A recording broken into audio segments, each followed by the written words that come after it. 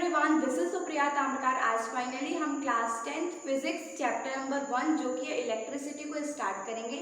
इस चैप्टर पे मेनली हम इलेक्ट्रिसिटी के बारे में पढ़ेंगे, उसमें कैसे कैसे इलेक्ट्रिसिटी फ्लो होती है हम ये देखेंगे।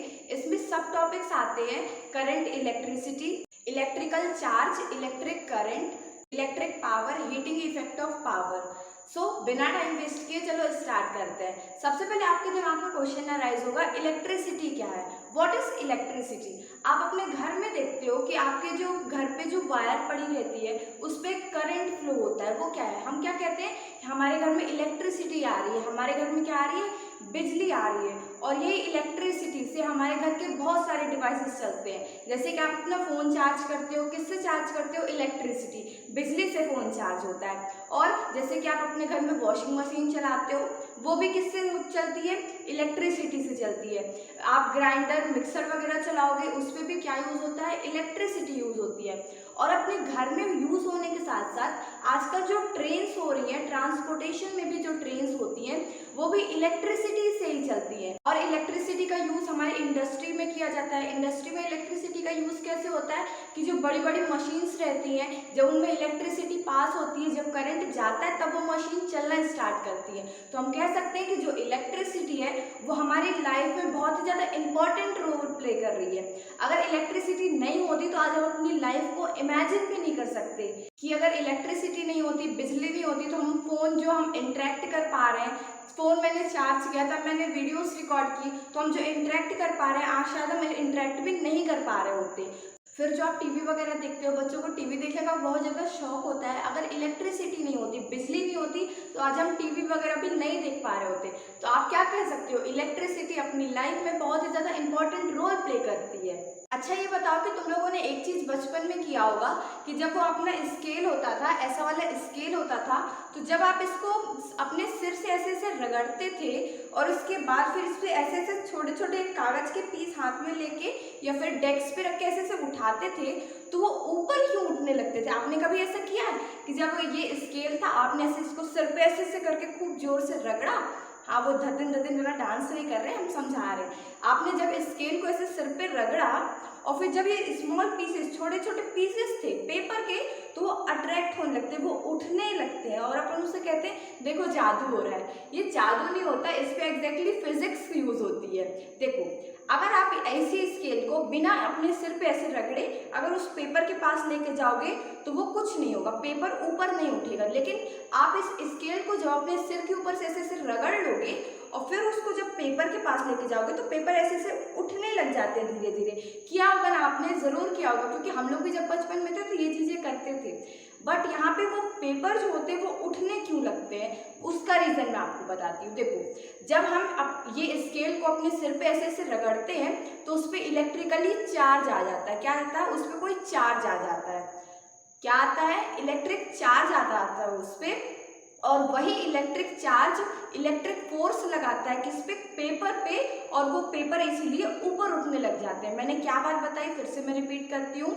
जब आप इस स्केल को अपने सिर पे ऐसे ऐसे रगड़ते हो तो उस पर इलेक्ट्रिकल चार्ज आ जाता है। क्या? इलेक्ट्रिकल चार्ज आ जाता है। और वही इलेक्ट्रिकल चार्ज जो रहता है वो पेपर पे इलेक्ट्रिक फोर्स लगाता है और उसी फोर्स की वजह से वो जो पेपर रहते हैं वो धीरे धीरे ऊपर उठने लग जाते हैं। और जब हम स्केल को नहीं रगड़ते हैं सिर पे तो उस पर कोई चार्ज नहीं आता है, इसीलिए वो पेपर पे भी कोई फोर्स नहीं लगा रहा होता और पेपर नहीं उठते। लेकिन जब हम उसको रगड़ के यूज करते हैं तो उस पर इलेक्ट्रिकल चार्ज आ जाता है और वही चार्ज इलेक्ट्रिकल फोर्स लगाता है और वो पेपर ऊपर उठने लगते हैं। तो यही चीज मैंने यहाँ पे लिख के बताई है। When the comb is rubbed with dry hair, जब अपन कॉम्ब को अपने सिर से रगड़ते हैं, then it get electrically charged। जो कंघी होती है या फिर स्केल होती है वो इलेक्ट्रिकली चार्ज, उसमें कुछ इलेक्ट्रिक चार्ज आ जाता है, ठीक है। This electrically charged comb exert an electric force on tiny pieces of paper and attract them। फिर जो इलेक्ट्रिकली चार्ज होती है वो स्केल होती है, वो क्या लगाती है? इलेक्ट्रिक फोर्स लगाती है। किस पे इलेक्ट्रिक फोर्स लगाती है? पेपर पे। और इसीलिए वो पेपर अट्रैक्ट होने लग जाते हैं। ऐसे ही वो ग्लास रॉड होती है, जब उसको अपन सिल्क क्लॉथ से रब करते हैं, ग्लास रॉड होती है उस पर जब अपन किससे? सिल्क क्लॉथ से उसको रब करते हैं तब भी उसमें चार्ज आता है। और जैसे ही एबोनाइट रॉड होता है उसको भी अपन वूलन क्लॉथ से मतलब कॉटन के कपड़े से उसको रगड़ते हैं तो उसमें भी कुछ चार्ज आ जाता है। अब आप लोग के दिमाग में क्वेश्चन अराइज होगा कि आप ये चार्ज वर्ड जो यूज कर रहे हो इसका मतलब क्या है, ये चार्ज होता क्या है। तो चार्ज एक प्रॉपर्टी होती है मैटर की या किसी भी पार्टिकल की जिसकी वजह से इलेक्ट्रिक फोर्स आता है। मैंने क्या बताया, चार्ज एक प्रॉपर्टी होती है किसकी, मैटर की या पार्टिकल की जिसकी वजह से इलेक्ट्रिक फोर्स आता है। मुझे पता है कि आपको ये सब कॉन्सेप्ट को समझने में थोड़ा सा प्रॉब्लम हो रही होगी, बट ये स्टार्टिंग है, क्लास 10th का सिलेबस आपने अभी स्टार्ट किया है, थोड़ा सा चीज़ों को पढ़ते जाओगे, आगे मैं पढ़ाती जाऊंगी, यही सब चीज़ें आपको बिल्कुल अच्छे से क्लियर होती जाएंगी। तो इस बात की आप बिल्कुल टेंशन मत लो कि समझ नहीं आ रहा है, ठीक है।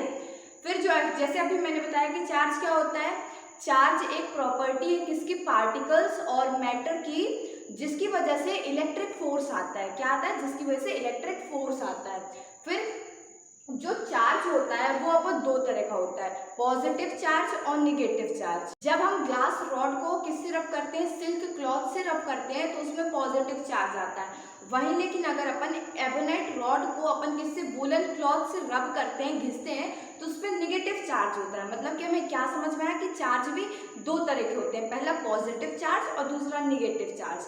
और हम बचपन से ये चीज पढ़ते आ रहे हैं कि पॉजिटिव चार्ज निगेटिव को अट्रैक्ट करता है और निगेटिव चार्ज पॉजिटिव को अट्रैक्ट करता है। लेकिन अगर ऐसा आपके दिमाग में क्वेश्चन अराइज होना चाहिए कि अगर क्या होगा जब अपन दोनों चार्ज सेम तरह के ले लें, जैसे यहाँ भी पॉजिटिव ले लिया और यहाँ भी पॉजिटिव ले लिया, तो जब दोनों पॉजिटिव चार्ज ले लेंगे अपन तो एक दूसरे से दूर भागेंगे, क्या होगा, एक दूसरे को रिपेल करेंगे, दूर भागेंगे एक दूसरे से। और ऐसे सेम होगा कि अगर दो हम निगेटिव चार्ज ले लें तब भी ये एक दूसरे से दूर भागेंगे, है ना।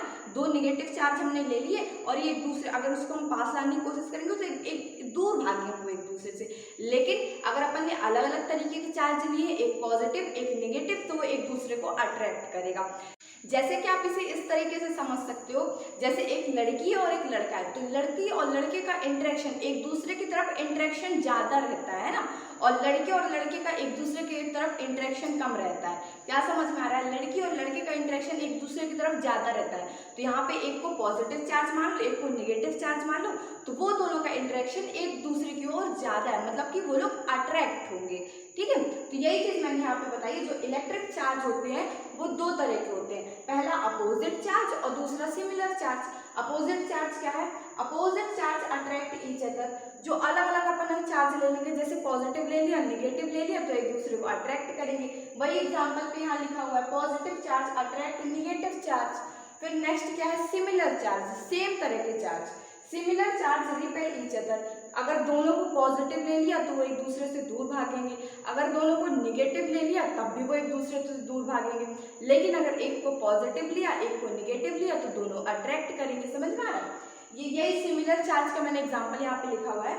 Positive charge repel positive charge, एक पॉजिटिव चार्ज दूसरे पॉजिटिव चार्ज को रिपेल करता है।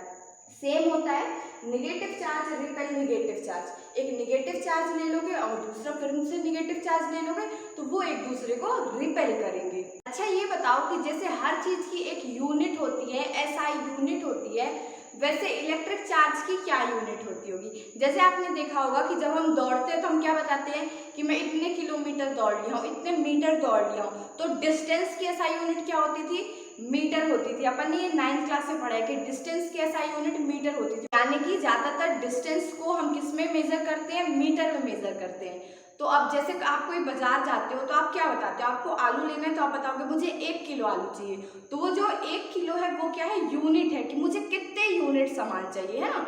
एक किलो चाहिए, 2 किलो चाहिए, मतलब क्या बोल रही हूँ मैं कि कितने यूनिट सामान आपको चाहिए। तो वही यहाँ पे कि मैं पूछ रही हूँ कि इलेक्ट्रिक चार्ज की एसआई यूनिट क्या होती होगी। इलेक्ट्रिक चार्ज की एसआई यूनिट कूलम होती है। अब आपको लग रहा होगा कि ये कूलम क्या होता है, टेंशन मत लो, मैं यहाँ पे इसीलिए खड़ी हूँ ताकि मैं आपको हर एक वर्ड की मीनिंग अच्छे से बता सकूँ, हर एक कॉन्सेप्ट को आसानी से आपको समझा सकूँ। तो देखो यहाँ पे वही लिखा हुआ है, the SI unit of electric charge is coulomb. यहाँ पे कूलम लिखते वक्त अपन सी छोटा लिखते हैं, ठीक है, और जब इसको सिंबल फॉर्म में लिखते हैं तो इसको अपन कैपिटल सी से रिप्रेजेंट करते हैं। कूलम के स्पेलिंग में सी छोटा रहता है और जब इसको अपन सिंबल के फॉर्म में रिप्रेजेंट करते हैं तो कैपिटल सी रहता है। अब डिफाइन 1 कूलम, 1 कूलम की डिफाइन क्या होती है ना, 1 coulomb is that quantity of electric charge. 1 coulomb क्या है? एक क्वांटिटी है किसकी? इलेक्ट्रिक चार्ज की। क्वांटिटी कैसे? जैसे डिस्टेंस को अपन कैसे किस में मेजर करते हैं? मीटर में कह सकती हूँ। तो वैसे ही अपन इलेक्ट्रिक चार्ज को किस में मेजर करेंगे? कूलम में। अपन इलेक्ट्रिक चार्ज को किस में मेजर करेंगे? कूलम में। 1 coulomb is that quantity of electric charge which exert a force of 9 into 10 to the power 9 Newton on an equal charge placed at a distance of 1 meter from it। नहीं समझ रहा है? मैं clear करती हूँ। देखो 1 coulomb एक ऐसी क्वांटिटी है किसकी? इलेक्ट्रिक चार्ज की, जो कि कितना फोर्स लगाती है? 9 into 10 to the power 9 Newton on an equal charge. मतलब कि यहाँ पे कोई एक चार्ज है और यहाँ पे एक कोई चार्ज है। जब ये दोनों एक दूसरे से 1 मीटर की दूरी पे रहेंगे, क्या मैंने कहा? ये दो कोई चार्ज है और ये दो चार्ज जब एक दूसरे से 1 मीटर की दूरी पे रहेंगे तो हम क्या कह सकते हैं कि ये दो चार्ज कितना फोर्स एक दूसरे पे कितना फोर्स लगा रहे होंगे? 9 into 10 to the power 9 Newton. Newton आपको पता है न्यूटन क्या होती थी? फोर्स की ऐसा यूनिट होती है। कितना फोर्स लग रहा है ये हमें न्यूटन से पता चलता है। ठीक है, तो आप 1 कूलम को कैसे डिफाइन करोगे? फिर से एक बार मेरे साथ बोलो।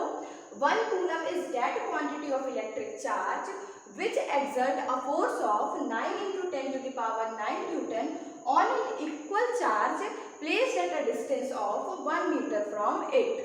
ठीक है, ये दोनों जो चार्ज रहेंगे वो एक इक्वल चार्ज रहेंगे। क्या मैंने बता रहा है कि दो कोई चार्ज ले लो, वो इक्वल चार्ज होने चाहिए और उनको एक दूसरे से कितने दूरी पे रखो?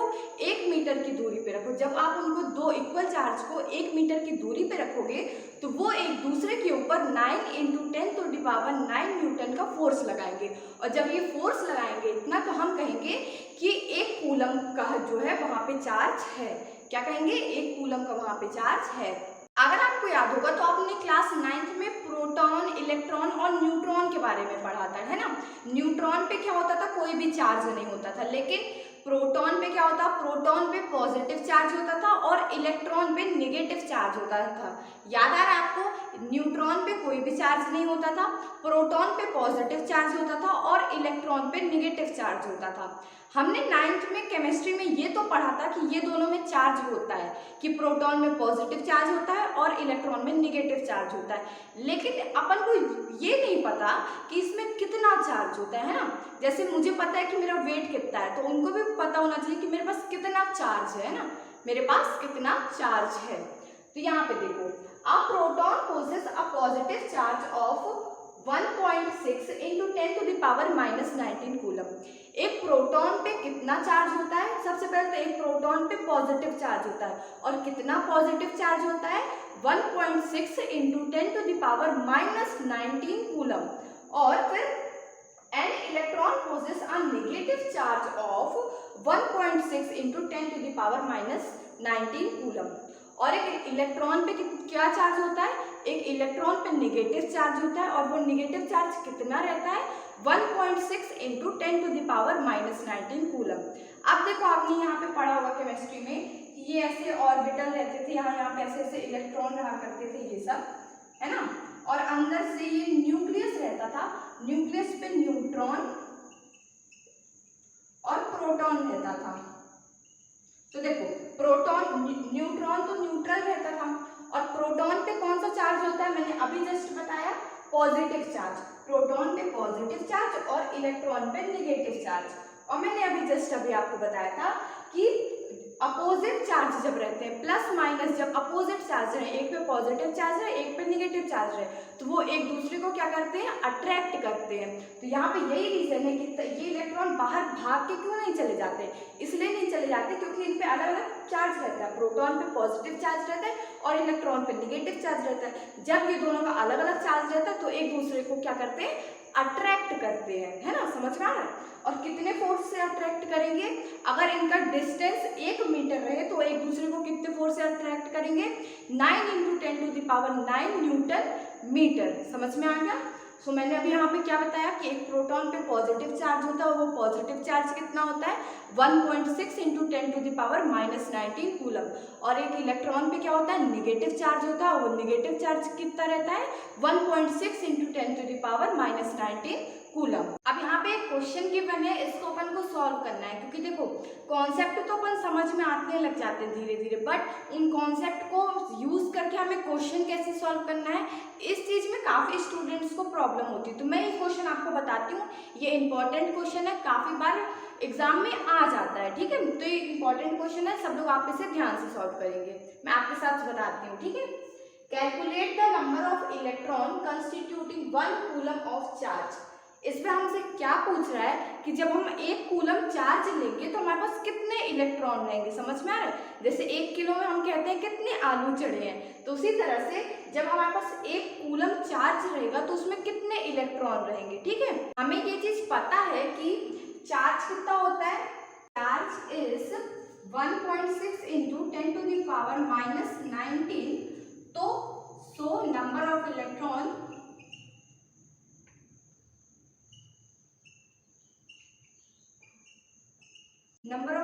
Is equal to 1।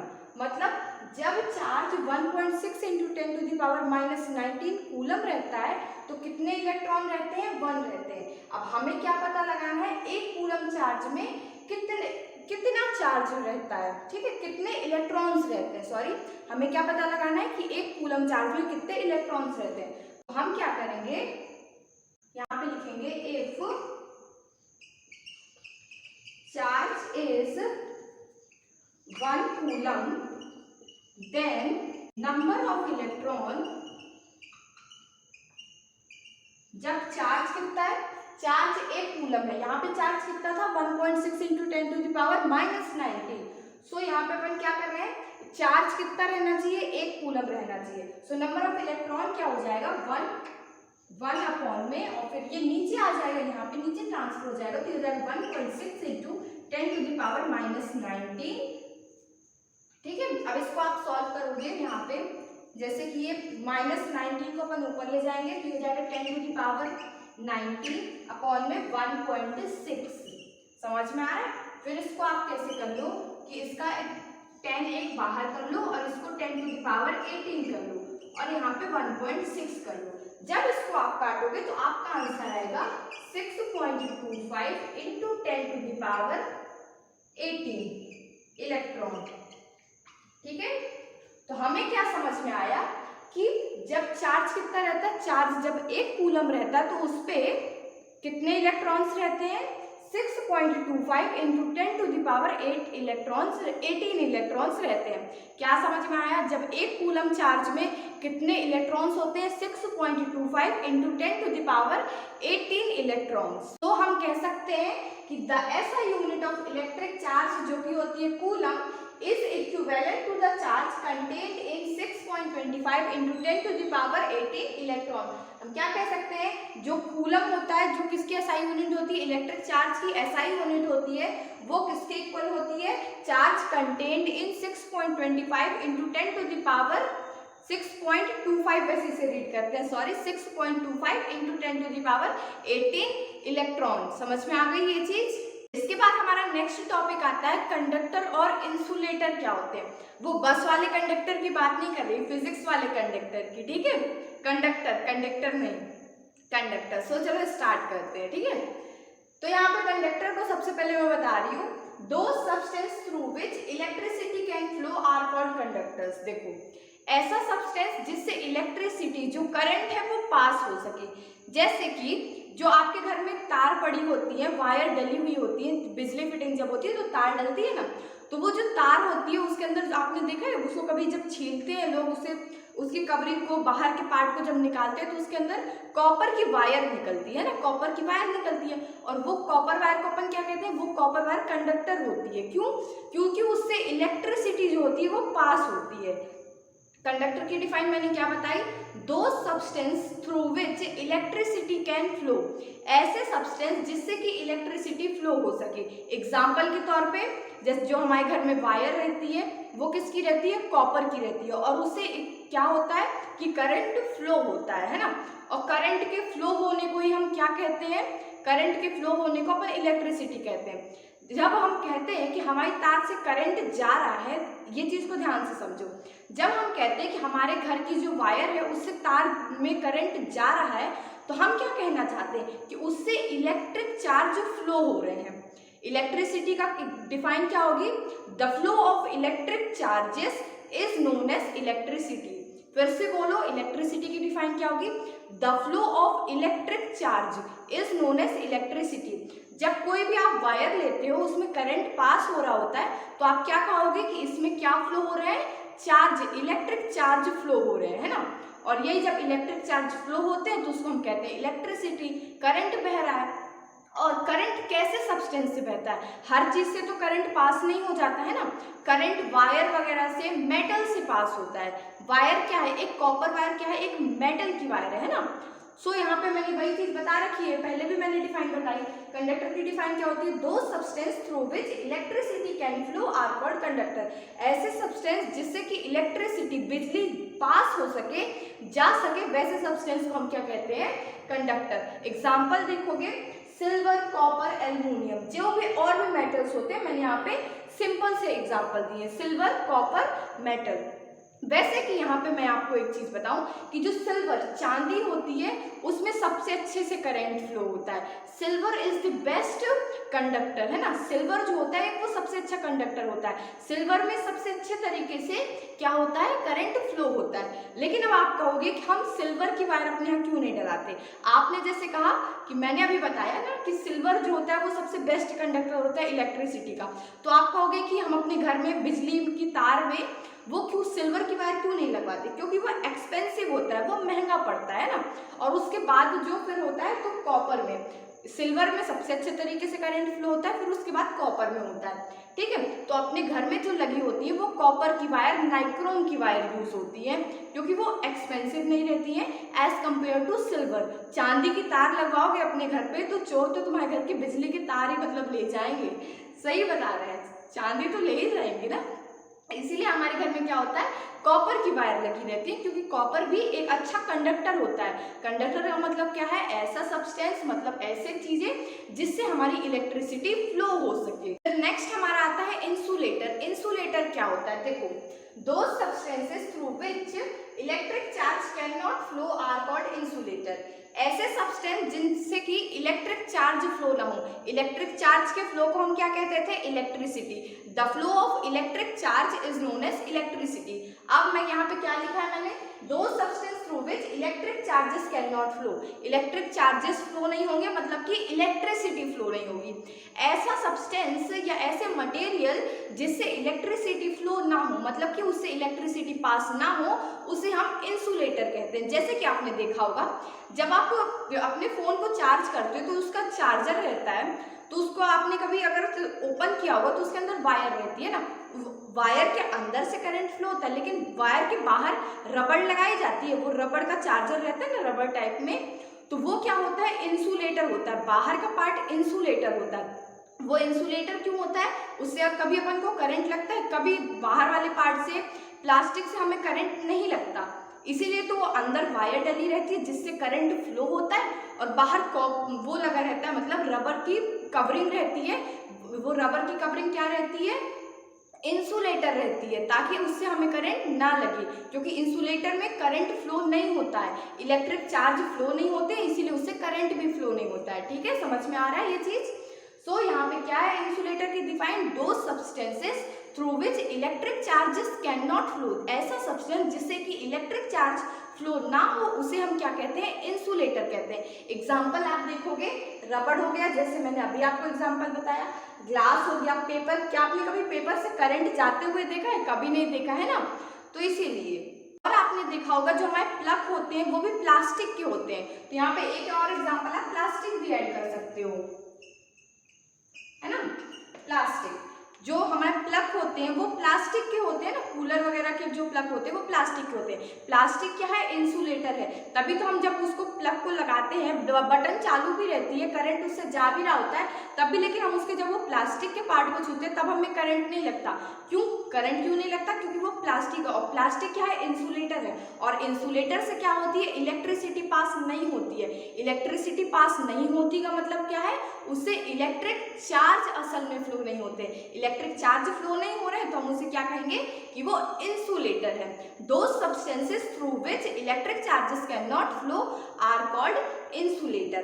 अब आपके मन में क्वेश्चन ये अराइज हो रहा होगा कि कंडक्टर और इंसुलेटर में, कंडक्टर में चार्ज फ्लो होते हैं लेकिन इंसुलेटर में चार्ज फ्लो नहीं होते हैं, इनमें क्या ऐसा डिफरेंस है, मतलब अंदर से अगर अपन देखें, अंदर एकदम डीप में जाके, तो इनमें क्या ऐसा डिफरेंस है कि एक में करंट फ्लो होता है कंडक्टर में और इंसुलेटर में करंट फ्लो नहीं होता है। तो देखो कंडक्टर का जैसे मैंने एग्जांपल दिया था, कॉपर वायर ले लो, ठीक है। कॉपर वायर क्या है, एक मेटल है, और जो मेटल होते हैं उसमें ना फ्री इलेक्ट्रॉन्स होते हैं, समझ में आ रहा है। जैसे मैंने अभी यहाँ पे एक डायग्राम बना के दिखाया था, प्रोटॉन और न्यूक्लियस में प्रोटॉन रहता था और न्यूट्रॉन रहता था और बाहर इलेक्ट्रॉन रहता था। तो जो कंडक्टर होते हैं उनमें फ्री इलेक्ट्रॉन रहते हैं। क्या ये वर्ड को नोट करना, free electron, conductors have free electron, और यही फ्री इलेक्ट्रॉन्स रहते हैं जो आसानी से मूव करते हैं। ये इलेक्ट्रॉन आसानी से मूव करते हैं, और जब ये मूव करते हैं तो इलेक्ट्रिक चार्ज को कंडक्ट करते हैं। मैंने क्या बताया, फिर से मैं रिपीट करती हूँ। जो कंडक्टर होते हैं, कंडक्टर में एग्जाम्पल के तौर पे कॉपर, कॉपर क्या है, मेटल है, और जो मेटल होते हैं उनमें फ्री इलेक्ट्रॉन होता है, मतलब कि इलेक्ट्रॉन जो न्यूक्लियस से मतलब बहुत ज़्यादा टाइटली पैक्ड में नहीं रहते हैं, एकदम ज़्यादा कसाव में या फिर खूब तेजी से उस प्रोटॉन ने इलेक्ट्रॉन को पकड़ नहीं रखा होता है, ठीक है। वो लूजली बॉन्डेड होते हैं, मतलब कि हल्का जरा सा उन पे फोर्स रहता है, बहुत ज़्यादा फोर्स नहीं रहता है। जब इन इलेक्ट्रॉन्स पे, कंडक्टर के इलेक्ट्रॉन्स पे, मेटल के इलेक्ट्रॉन्स पे ज़्यादा फोर्स से वो नहीं पकड़े हुए रहते हैं तो वो क्या कहते हैं, उसे अपन फ्री इलेक्ट्रॉन्स है। ये इलेक्ट्रॉन्स फ्री है, मतलब कि फ्री का मतलब क्या है, हम जैसे हम कह देते हैं कि हमारे मम्मी पापा ने हमको फ्री छोड़ दिया है, मतलब कि तुम कुछ भी करो हमें उससे कोई लेन देन नहीं। तो वैसे कंडक्टर में, मेटल में फ्री इलेक्ट्रॉन रहते हैं और ये आसानी से मूव करते रहते हैं। क्या मैंने बताया, मेटल्स के जो इलेक्ट्रॉन रहते हैं वो आसानी से मूव करते रहते हैं, और जब वो मूव करते हैं तो हम कहते हैं कि इलेक्ट्रिक चार्ज मूव कर रहे हैं। इलेक्ट्रिक चार्ज मूव कर रहे हैं मतलब the flow of electric charge is known as electricity, और जब ये चार्ज मूव करते हैं तो हम कहते हैं कि इलेक्ट्रिसिटी पास हो रही है, बिजली पास हो रही है ना।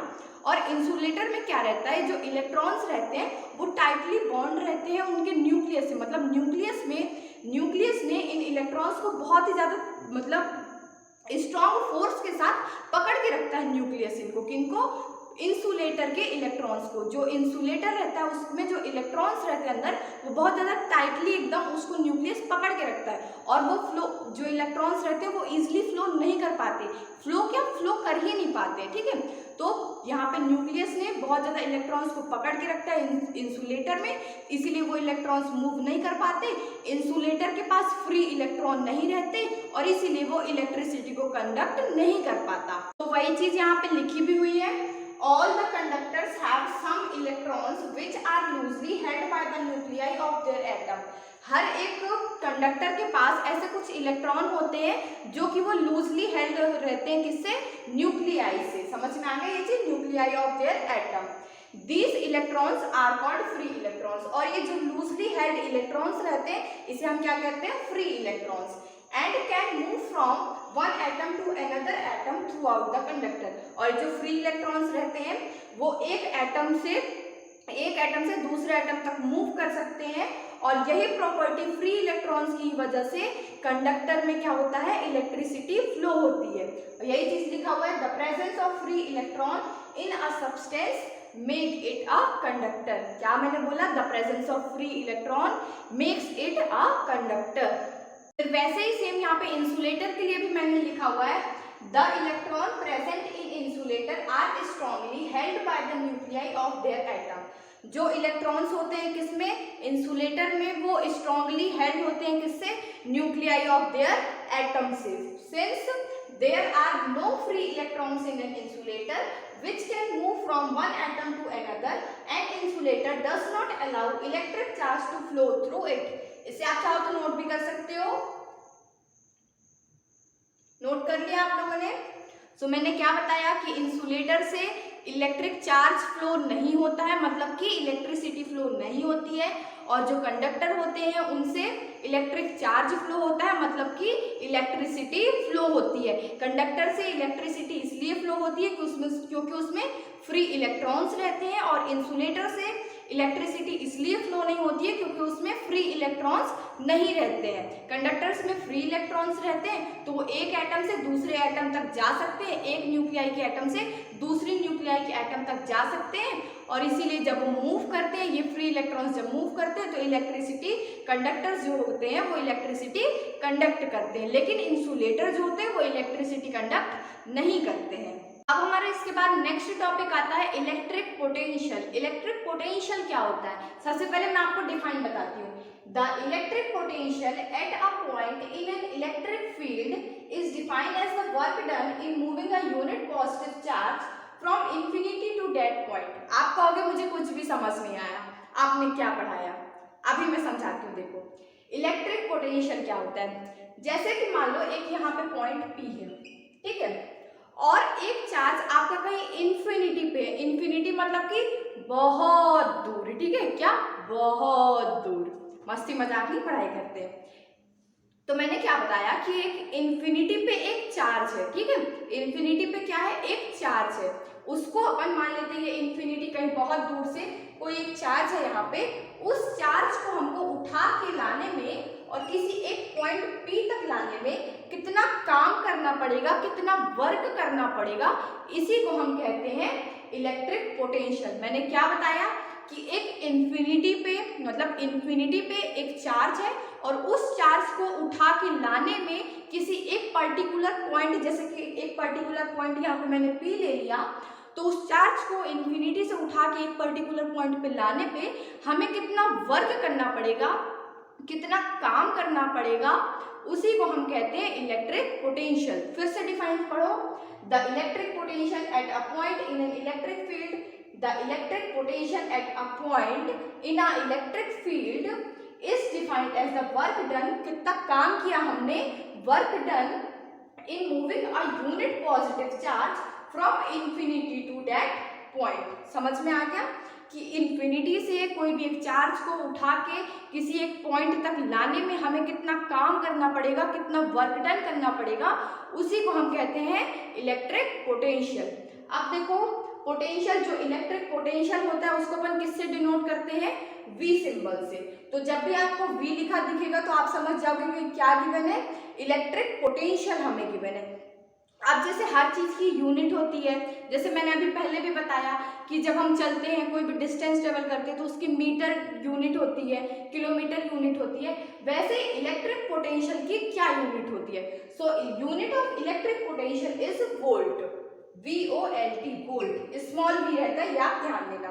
सो इलेक्ट्रिक पोटेंशियल की SI यूनिट क्या होती है, वोल्ट होती है। मेरे साथ फिर से बोलो, इलेक्ट्रिक पोटेंशियल की SI यूनिट या फिर यूनिट क्या होती है, वोल्ट होती है। और उसको रिप्रेजेंट किससे करते हैं अपन, इलेक्ट्रिक पोटेंशियल को किससे रिप्रेजेंट करते हैं, कैपिटल V सिंबल से रिप्रेजेंट करते हैं। और इलेक्ट्रिक पोटेंशियल क्या होता है, इन्फिनिटी से कोई भी पॉइंट को, इन्फिनिटी से किसी भी चार्ज को किसी पॉइंट पे लाने पे जो वर्क डन हम करते हैं उसको क्या कहते हैं, इलेक्ट्रिक पोटेंशियल। और उसकी SI यूनिट क्या होती है, वोल्ट होती है। और उसे किस सिंबल से हम रिप्रेजेंट करते हैं, इलेक्ट्रिक पोटेंशियल को हम किस सिंबल से रिप्रेजेंट करते हैं, कैपिटल V से, यहाँ पे कैपिटल V से। समझ में आ गई इतनी बातें?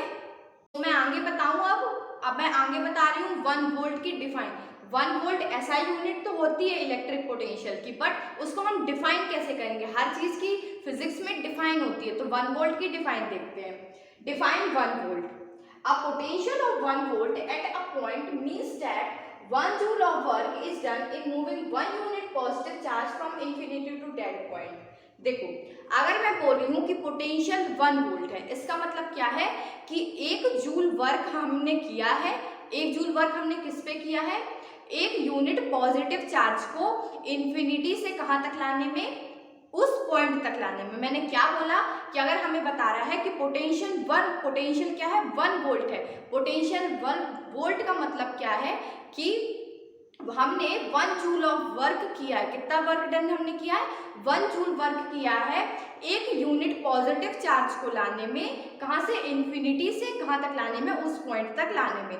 वही चीज यहाँ पे मैं एक बार फिर से पढ़ के बताती हूँ।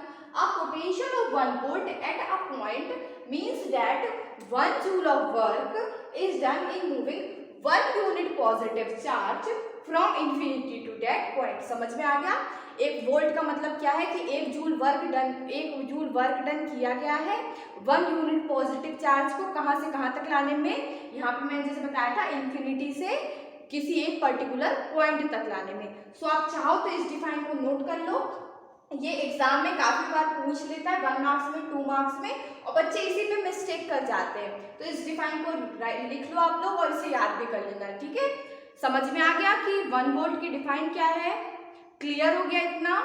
आगे बढ़ूं मैं।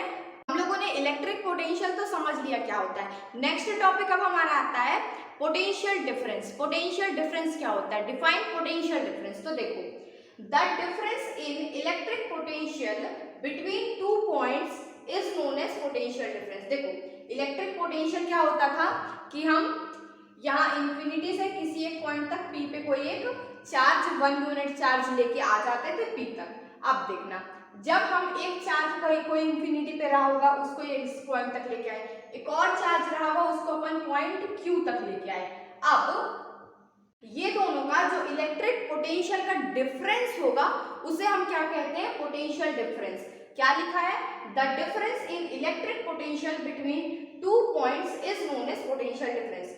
ये दोनों के बीच में जितना इलेक्ट्रिक पोटेंशियल का डिफरेंस होगा उसे हम क्या कहेंगे, पोटेंशियल डिफरेंस। आप बोलोगे ये चीज समझ नहीं आई, कोई बात नहीं, मैं फिर से समझा रही हूँ। यहाँ पे ये एक्यूरेट डिफाइन ये वाली, आप एग्जाम में ये वाली डिफाइन लिख के आना। मैं इसको इलेक्ट्रिक पोटेंशियल के फॉर्म में समझाना चाह रही थी इसलिए मैंने ये वाली लाइन लिखी है, बट आप नीचे वाली लाइन को ध्यान से समझो, ठीक है।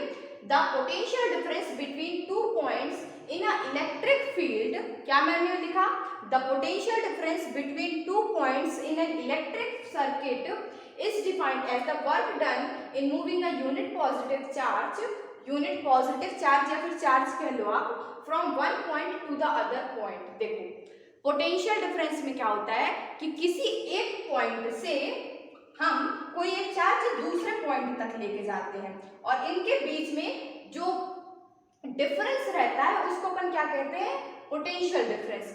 लेकिन जब कोई पॉइंट को अपन इन्फिनिटी से किसी पॉइंट तक लेके आते हैं और उसमें जो वर्क डन हमने किया है उसको क्या कहते हैं, इलेक्ट्रिक पोटेंशियल। और यहाँ पे क्या लिखा है, the potential difference between 2 points in an electric circuit is defined as the work done in moving a unit positive charge from one point to the other point.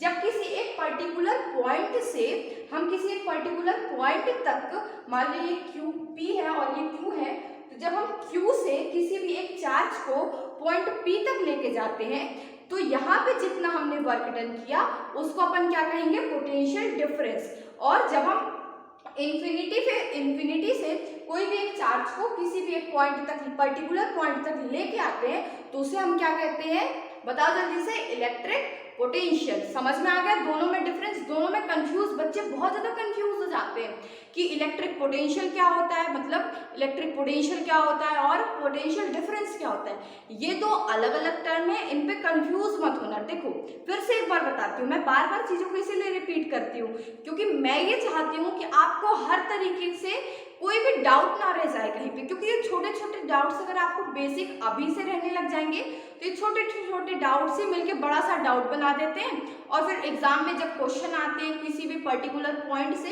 क्योंकि हर टॉपिक ना एक दूसरे से कनेक्टेड रहता है, तो जब आप छोटे छोटे शुरुआत से टॉपिक्स को समझते चलोगे तो आपका जो फ्लो रहेगा, आपकी जो अंडरस्टैंडिंग रहेगी वो अच्छी हो जाएगी ना। तो मैं आपकी अंडरस्टैंडिंग को बेटर बनाना चाहती हूँ, इसीलिए आप हर पॉइंट को, हर एक छोटे छोटे पॉइंट को कॉपी पे अच्छे से नोट करते चलो, अपने नोट्स प्रिपेयर करते चलो प्रॉपरली, ताकि आप एग्जाम में अच्छे मार्क्स स्कोर कर पाओ, आपकी छोटी छोटी गलतियां ना हो।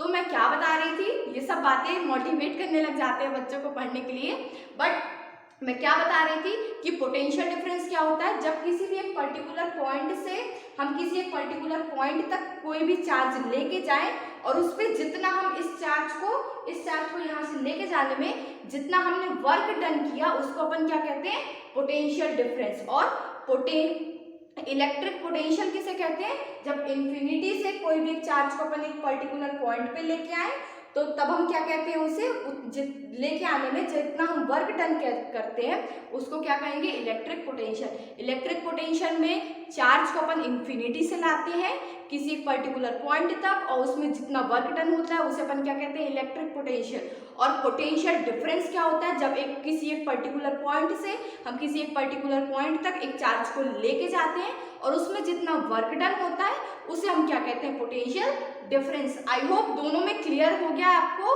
अब कंफ्यूज नहीं होना कभी भी, ठीक है। हो गया है ना अभी तक इतना पार्ट क्लियर। अब मैं आगे पोटेंशियल डिफरेंस का फॉर्मूला बता रही हूँ, ठीक है। पोटेंशियल डिफरेंस का फॉर्मूला देखो, वर्क डन अपॉन में quantity of charge move. Potential difference का फॉर्मूला क्या होता है, वर्क डन अपॉन में क्वांटिटी ऑफ चार्ज मूव।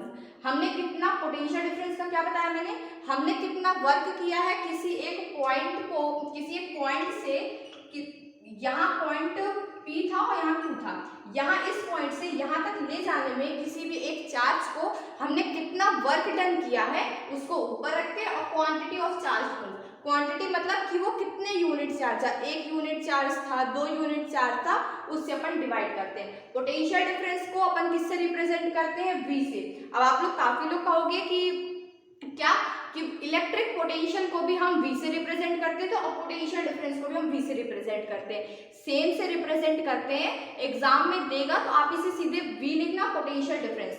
आपको यही पोटेंशियल डिफरेंस ही गिवन रहता है, क्योंकि इन्फिनिटी की तो हम हर वक्त बात नहीं कर सकते ना कि हम इन्फिनिटी से चार्ज ला रहे हैं, क्या पता भाई इन्फिनिटी कहाँ है, कितना दूर है, कहाँ से चार्ज ला रहे हैं। इसीलिए आपको एग्जाम में पोटेंशियल डिफरेंस के टर्म में ही यूज होगा। तो हालांकि दोनों टर्म लगभग सेम है बट थोड़ा सा डिफरेंस है दोनों में। हमें क्या एग्जाम में क्या देगा, पोटेंशियल डिफरेंस गिवन रहेगा, इसीलिए हम फॉर्मूला भी किसके फॉर्म में पढ़ते हैं, पोटेंशियल डिफरेंस के फॉर्म में। पोटेंशियल डिफरेंस को किससे रिप्रेजेंट करते हैं, V से। और वर्क डन को किससे रिप्रेजेंट करते हैं, W से। और क्वांटिटी ऑफ चार्ज मूव को किससे रिप्रेजेंट करते हैं अपन, Q से। सो पोटेंशियल डिफरेंस का फॉर्मूला क्या होता है, V is equal to W upon में Q। V का मतलब पोटेंशियल डिफरेंस, W का मतलब वर्क डन और Q का मतलब क्वांटिटी ऑफ चार्ज मूव। फिर से यहाँ पे बता रही हूँ, एक पॉइंट P है और एक पॉइंट Q है। Q से हम किसी भी एक चार्ज को लेके जाएंगे किस तक, P तक। कि जब किसी भी एक चार्ज तक तुम लेके जाओगे तो तुम कुछ वर्क करोगे और वही वर्क डन यहाँ पे ऊपर रखते हैं। और कितना चार्ज, कितने यूनिट ऑफ चार्ज तुम लेके गए, हो सकता है 1 यूनिट चार्ज लेके गए, हो सकता है 2 यूनिट चार्ज लेके गए, तो जितना भी चार्ज लेके जाता है उसको अपन नीचे रखते हैं। फिर सेम है कि जैसे इलेक्ट्रिक पोटेंशियल की SI यूनिट क्या होती थी या फिर यूनिट क्या होती थी, वोल्ट, वैसे ही same SI unit of potential difference क्या होती है, वोल्ट। पोटेंशियल डिफरेंस की भी SI यूनिट क्या होती है, वोल्ट। अब यहाँ पे वोल्ट को अपन क्या कह सकते हैं, the potential difference between 2 points is said to be 1 volt if 1 joule of work is done in moving 1 coulomb of charge from one point to the other. यहाँ पे पोटेंशियल डिफरेंस के टर्म में अपन volt को कैसे बोलेंगे, when 1 joule of work is done in moving a charge from one point to another point and then the work done is known as 1 volt. किसी भी एक पॉइंट से एक दूसरे पॉइंट तक एक चार्ज को लेके जाने में जितना हम वर्क करेंगे उसे अपन क्या बोलेंगे, वोल्ट। और अगर 1 यूनिट चार्ज को हम लेके जा रहे हैं और यहाँ तक, तो अपन क्या बोलेंगे कि 1 वोल्ट वर्क हमने किया है। तो यहाँ पे 1 वोल्ट पोटेंशियल डिफरेंस हमारा हो जाएगा। फिर से एक बार डिफाइन करती हूँ, the potential difference between 2 point is said to be 1 volt if 1 joule of work is done in moving 1 coulomb of charge from one point to the another। समझ में आ गई इतना, समझ में आया इतना, क्लियर है। मैं आगे बढ़ूं, आगे प्रोसीड करूं, समझ में आ गया ना अच्छे से, चलो ठीक है, बहुत अच्छी बात है अगर आपको समझ में आ गया तो। अच्छा, यहाँ पे पहले आपके दिमाग में ये क्वेश्चन राइज होना चाहिए कि पोटेंशियल डिफरेंस को हम मेजर कैसे करते हैं, उसे एग्जैक्टली हम मेजर कैसे करते हैं। तो जो पोटेंशियल डिफरेंस होता है उसे हम मेजर करते हैं एक इंस्ट्रूमेंट से जिसका नाम होता है वोल्ट मीटर। और ये वोल्ट मीटर का कॉन्सेप्ट थोड़ा सा आपको और आगे चल के अच्छे से समझ में आएगा जब इसी चैप्टर में हम रेजिस्टेंस के बारे में पढ़ लेंगे। हाई रेजिस्टेंस क्या होता है, लो रेजिस्टेंस क्या होता है, कैसे चीजें पैरेलल में कनेक्ट करते हैं, कैसे चीजें सीरीज में कनेक्ट करते हैं। बट यहाँ पे पोटेंशियल डिफरेंस की जैसे हम बात कर रहे हैं तो मैं आपको बता देती हूँ। बट अगर आपको नहीं समझ में आ रहा है बिल्कुल भी टेंशन मत लेना, क्योंकि जहाँ पे ये पार्ट अच्छे से डिटेल में आएगा तो वहां पे मैं इसको फिर से पूरा डिटेल में बताऊंगी, ठीक है। तो अगर नहीं आ रहा है थोड़ा सा आप इसे नोट कर लेना, बाद में मैं आगे वाले लेक्चर्स में इसे आपको पूरी अच्छी तरीके से क्लियर कर दूंगी, ठीक है। तो देखो, the potential difference is measured by a instrument known as voltmeter. Potential difference को अपन किससे मेजर करते हैं? वोल्टमीटर से, ठीक है। आप याद रखोगे कि पोटेंशियल डिफरेंस को हम किससे मेजर करते हैं? वोल्टमीटर से। फिर नेक्स्ट लिखा हुआ है the voltmeter is always connected in series. जो वोल्टमीटर होता है वो हमेशा पैरेलल में कनेक्ट होता है, ठीक है, पैरेलल में कनेक्ट होता है। और ऐसे एक डिवाइस होता है हमारा एमीटर जो कि करंट मेजर करता है, वो सीरीज में कनेक्ट होता है। लेकिन वोल्टमीटर क्या मेजर करता है? पोटेंशियल डिफरेंस मेजर करता है। वोल्टमीटर क्या मेजर करता है? फिर से बताओ। पोटेंशियल डिफरेंस मेजर करता है। और ये जो वोल्टमीटर होता है वो किस में कनेक्टेड होता है? सीरीज में कनेक्टेड होता है। किसके साथ? Across the 2 points where the potential difference is to be measured. फिर से ये वाला लाइन पढ़ते हैं, the voltmeter is always connected in parallel across the 2 points where the potential difference is to be measured. Potential difference को measure करने के लिए कौन सा डिवाइस यूज होता है? वोल्टमीटर। और वोल्टमीटर को हम हमेशा किस में प्लेस करते हैं? सीरीज में लगाते हैं। देखो, सीरीज का मतलब मैं यहाँ से किस तरह से कह रही हूँ, मैं थोड़ा सा आपको बता देती हूँ, ठीक है। मुझे नहीं रहा, वो कहते हैं ना, रहा नहीं जा रहा है मुझसे, तो आपको बिना समझाए मुझसे रहा ही नहीं पड़ेगी, चैन नहीं आएगा। तो देखो, जैसे कि ये आपका कोई भी ये सुन आवाज आ रही है मेरे मार्कर की, ये कोई भी मैं कह सकती हूँ ये कोई आपका रेजिस्टेंस है, कोई भी आपकी वायर वगैरह है, यहाँ पे ऐसे ठीक है, ये रेजिस्टेंस है आपका, ठीक है, एक ये आपकी वायर है। आप मैंने पूछा कि ये पॉइंट P है यहाँ पे और यहाँ पे एक पॉइंट ये Q है, ठीक है। तो मैंने पूछा कि PQ के अक्रॉस, इतने के अक्रॉस इसका पोटेंशियल डिफरेंस कितना है। जैसे कि एक चार्ज को मैंने Q से उठाया और P तक मैं ले गई, यहाँ पे मैंने कुछ वर्क डन किया होगा, कोई पर्टिकुलर यूनिट का चार्ज मैंने उठाया होगा, तो उस चार्ज को जो चार्ज था Q से लेके जाने में P तक में मुझे कितना वर्क करना पड़ा, ये चीज तो ठीक है। बट यहाँ पर पोटेंशियल डिफरेंस जब अपन को मेजर करना होगा तो अपन क्या करेंगे, इसके यहाँ से लेकर के एक पैरेलल में से वोल्टमीटर डिवाइस होता है, ये पैरेलल में हम लगा देंगे। ये ऐसा लगना, इसे हम कहते हैं पैरेलल में लगा हुआ है, ये आप देख लो, इसे पैरेलल में लगना कहते हैं। और यहाँ पे अगर ऐसा होता, ऐसा होता और यहीं पे अपन एक डिवाइस लगा देते, ये एमीटर होता है, इसे अपन कहते हैं कि ये सीरीज में लगा हुआ है, ये सीरीज में लगा हुआ है और ये पैरेलल में लगा हुआ है। तो यहाँ पे तो एमीटर, मैंने A फॉर एमीटर होता है और V फॉर वोल्टमीटर होता है, ठीक है। तो यहाँ पे सीरीज और पैरेलल का मैंने आपको डिफरेंस बताया है हालांकि, बट नहीं समझ में आ रहा है, कोई प्रॉब्लम नहीं, क्योंकि आगे सीरीज और पैरेलल का अलग से ही पूरा बड़ा सा कॉन्सेप्ट है, ठीक है। तो the voltmeter is always connected in parallel across the 2 points, across the 2 points, किसी भी 2 पॉइंट के क्रॉस हम कनेक्ट करते हैं वोल्टमीटर को, where the potential difference is to be measure, जहां भी हमें पोटेंशियल डिफरेंस मेजर करना होता है। समझ में आ गया ये पॉइंट? क्लियर है? फिर नेक्स्ट देखो, a voltmeter has high resistance so that it take negligible current from the circuit. इसका मतलब क्या है? देखो, अब अपन कहेंगे कि ये वायर से हमारा कोई करंट फ्लो हो रहा है, तो जब ये करंट फ्लो होगा तो वोल्टमीटर भी थोड़ा बहुत करंट ले ले, ऐसा आपके दिमाग में क्वेश्चन अराइज होना चाहिए ना, कि जैसे ये वायर आप कह रहे हो कि ये वायर है और इससे करंट जा रहा है और आप इसके अक्रॉस पे वोल्टमीटर लगा दियो। जब वोल्टमीटर लगा दिए हो तो ये वोल्टमीटर भी थोड़ा बहुत करंट लेने लग जाए, लेकिन ये वोल्टमीटर बिल्कुल भी करंट नहीं लेता है। क्यों? क्योंकि वोल्टमीटर को जो होता है वो हाई रेजिस्टेंस। देखो यहाँ पे इसी पोटेंशियल डिफरेंस के कॉन्सेप्ट से यहाँ पे क्वेश्चन मैंने लिखा है, how much energy is given to each coulomb of charge passing through a 6 volt battery. 6 volt battery का मतलब क्या है कि अपन को यहाँ पे क्या गिवन है? पोटेंशियल डिफरेंस गिवन है। वोल्ट किसकी एसआई यूनिट होती है? पोटेंशियल डिफरेंस की, पोटेंशियल डिफरेंस गिवन है। अब यहाँ पे देखो, हाउ मच एनर्जी, एनर्जी का मतलब क्या होता है? देखो, जब अपन वर्क करते हैं, ये क्लास 9th में हमने पढ़ा है, पावर एंड एनर्जी चैप्टर में, chapter number 4 work and energy chapter जो होता है उसमें हमने पढ़ा है कि जब हम वर्क करते हैं तो हमारी एनर्जी कंटिन्यूसली लूज हो रही होती है, लॉस हो रही होती है ना। होता है ना कि जब हम कंटिन्यूसली दौड़ते जाते हैं, वर्क कर रहे होते हैं तो हमारी एनर्जी जो होती है वो लॉस हो रही होती है। तो जितना वर्क हमने किया, जितना काम हम करेंगे उतनी एनर्जी हमारी लॉस होगी। तो यहाँ पे चाहे तो एनर्जी पूछे या तो चाहे वर्क पूछे, इसमें अपन को कंफ्यूज नहीं होना है, ठीक है। मैंने इसलिए आपको कॉन्सेप्ट क्लियर बता दिया है कि जितना आप वर्क करते हो उतनी आपकी एनर्जी लूज होती है, खत्म होती है। तो यहाँ पे क्या पूछ रहा है, how much energy is given to each coulomb, मतलब हर एक कूलम को, मतलब कि एक कूलम को, each coulomb of charge passing through a 6 volt battery. यहाँ पे पोटेंशियल डिफरेंस का फॉर्मूला हमें पता होता था, क्या होता था, V is equals to W upon में Q। V क्या होता था, V क्या है, पोटेंशियल डिफरेंस, W क्या है, वर्क डन, Q क्या है, quantity of charge to move. तो यहाँ पे देखो V अपन को कितना गिवन है, 6 वोल्ट गिवन है। वोल्ट यहाँ पे कैलकुलेशन में ऐसा यूनिट वगैरह मेंशन करो या ना करो उससे कोई दिक्कत नहीं है, 6। फिर वर्क डन तो हमें कैलकुलेट करना है, वर्क कैलकुलेट करो या फिर एनर्जी बोलो, एक ही बात है, ठीक है। तो यहाँ पे अपन W लिख लिए। अब quantity of charge to move, each coulomb की बात कर रहा है, क्या ईच कूलम मतलब हर एक कूलम ऑफ चार्ज मूव करने के लिए, यहाँ पे क्या आएगा, क्वांटिटी ऑफ चार्ज मूव मतलब 1, ईच कूलम की यहाँ पे बात हो रहा है। तो यहाँ पे आ जाएगा 1, फिर 1 को तो इधर ले जाओगे, 6 मल्टीप्लाई 1 करोगे इक्वल टू W, तो क्या हो जाएगा 6 जूल वर्क। यहाँ पे जूल मैंने क्यों लगाया, क्योंकि जो वर्क की या फिर एनर्जी की SI यूनिट क्या होती है, जूल होती है। या आप ध्यान रखना कि वर्क की SI यूनिट क्या होती है, जूल होती है।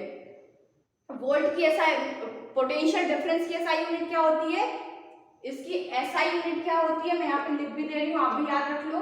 SI यूनिट वोल्ट होती है पोटेंशियल डिफरेंस की, वर्क की क्या होती है, जूल, SI यूनिट होती है जूल, और quantity of charge move, charge की क्या होती है, SI यूनिट होती है कूलम, ठीक है, कूलम। तो यहाँ पे क्लियर हो गया कि वर्क की SI यूनिट जूल होती है, और ये जूल जरूर लेके आना, नहीं तो पेपर में मार्क्स कटते हैं। 2 मार्क्स का अगर इतना क्वेश्चन आएगा, हाफ मार्क्स आपके इसके कट जाएंगे जबरदस्ती के। जे नहीं लिखा आपने मतलब आपके मार्क्स कट हो गए, तो ऐसा नंबर कट होने वाला रिस्क हम ले क्यों एग्जाम में, है ना, हमें ऐसा रिस्क नहीं लेना है। इसीलिए ध्यान रखना कि SI यूनिट जरूर मेंशन करना। समझ में आ गया ये question, V is equal to W upon में Q, डायरेक्ट फॉर्मूला लगाया, ईच कूलम की बात कर रहा था इसलिए यहाँ पे अपन ने 1 लिखा और सॉल्व कर दिया, तो 6 जूल अपना वर्क डन या फिर एनर्जी आ गई। समझ गए। अब यहाँ पे नेक्स्ट क्वेश्चन गिवन है, how much work is done in moving a charge of 2 coulomb from a point at 118 volt to a point at 128 volt. यहाँ पे अपन को क्या कैलकुलेट करने को कह रहे हैं, डायरेक्ट वर्क ही गिवन है। पहले वाले क्वेश्चन में एनर्जी लिखा था, यहाँ पे डायरेक्ट वर्क लिखा है, तो अपन को कैलकुलेट क्या करना है, वर्क करना है। तो वर्क कैलकुलेट करने के लिए हमारे पास क्या फॉर्मूला है, बताओ जल्दी से, V is equal to W upon में Q। अब देखो यहाँ पे अपने पास क्या क्या गिवन है, पोटेंशियल डिफरेंस हमको डायरेक्ट नहीं गिवन है, बट वो 2 पॉइंट्स का गिवन है ना। तो हम यहाँ पहले क्या करेंगे, V को कैसे निकालेंगे, 2 पॉइंट का गिवन है अपन को, तो अपन इस पॉइंट से कहां से 128 से माइनस कर लेंगे 118 वोल्ट को, तो हमारा पोटेंशियल डिफरेंस निकल आएगा, है ना। क्योंकि यहाँ पे देखो 2 पॉइंट, किस पॉइंट से, फ्रॉम अ पॉइंट एट इतना टू अ पॉइंट इतना। यहाँ पे एक पॉइंट, इस पॉइंट को अपन P मान लेते हैं, इस पॉइंट को अपन Q मान लेते हैं। अब ये P पॉइंट से Q तक अपन कोई भी चीज लेके जा रहे हैं, फ्रॉम अ पॉइंट लिखा है, इस पॉइंट से लेके जा रहे हैं 118 वाले पॉइंट से अपन किस टू अ पॉइंट कहां तक लेके जा रहे हैं, 128 तक। तो Q माइनस P यहाँ पे अपन करेंगे, तो यहाँ पे निकल आएगा, क्या आ जाएगा, 10 वोल्ट आ जाएगा। V is equal to 10 volt अपना आ जाएगा। फिर इसको मैं इरेज कर दूं, यहाँ पे थोड़ा सा इसको मैं यहाँ पे इरेज कर देती हूँ जो मैंने समझाया, फिर इसके आगे सॉल्व करते हैं अपन। देखो V आ गया। इस क्वेश्चन में यही बस निकालना थोड़ा सा ट्रिकी था, क्या ट्रिकी क्या था, डायरेक्ट ही था, बट आपके कॉन्सेप्ट स्ट्रॉन्ग होते चले, इसीलिए मैं बेसिक लेवल के भी क्वेश्चन आपको सॉल्व करा रही हूँ, ठीक है। तो यहाँ पे देखो V इज इक्वल टू क्या आ जाएगा, यहाँ पे तो V अपन डायरेक्ट 10 रख देते हैं, 10, W अपन को वर्क डन कैलकुलेट करना है, और Q quantity of charge move अपन को गिवन है 2 है, तो 2 यहाँ पे आ जाएगा, फिर इसको अपन इस साइड ले जाएंगे तो ये मल्टीप्लाई में हो जाएगा और वर्क अपन का कितना निकल आएगा 20 जूल।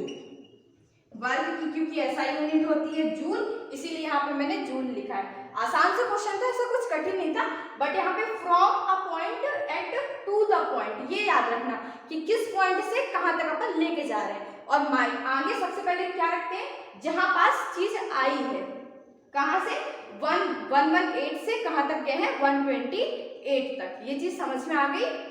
सो आप direct V equals to W upon में क्यों फॉर्मूला लगाओगे, V ऐसे कैलकुलेट कर लोगे, फिर तो डायरेक्ट वैल्यू पुट करनी है, आंसर आ जाएगा अपना 20 जूल जो कि है वर्क डन।